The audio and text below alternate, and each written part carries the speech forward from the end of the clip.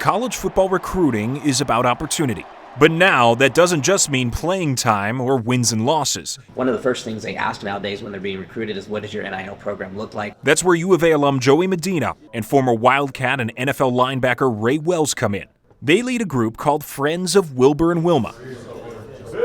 It's helping Arizona football players take a bite out of the NCAA's billion-dollar pie. We're all putting our bodies on the line, sacrificing time away from family, and putting all this hard work in. I think that at some sort of degree, it has to be paid off. Athletes are the main focus and the engine that drives what is the NCAA. We are completely third party. Obviously, we don't partake in the recruiting piece, but it's nice for these kids to know that when they do get on campus, there's an organization like ourselves to help put them to work when they get here. Sign the engagement agreement. That work, essentially using athletes' platforms for advertising. Friends of Wilbur and Wilma is both a for-profit and non-profit. Its money comes from Wildcat fans who buy memberships and from donations that are tax-deductible. Today, these athletes are getting paid to promote a local nonprofit, Friends of Pima Animal Care Center.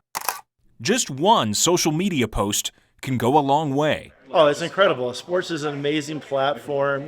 People follow it, and for us to be able to connect that to how we can help more pets and animals in the community, it's a real boon for us. I don't want to just be receiving money for nothing. I want to see it go into the community through some sort of efforts that we're doing. It's a cycle where athletes can get paid while helping causes in the old Pueblo. Now you're going to be able to inspire some kid that might want to become a Wildcat, or they're going to do something different.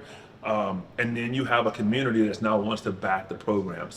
Tucson people want to support each other. We might not necessarily have as much money as some of the other universities that you hear out in the NIL world, but what I can tell you is that the quality of engagements that we've done is what's given us that notoriety to be one of the top 20 NIL collectives in the United States. But NIL is still new.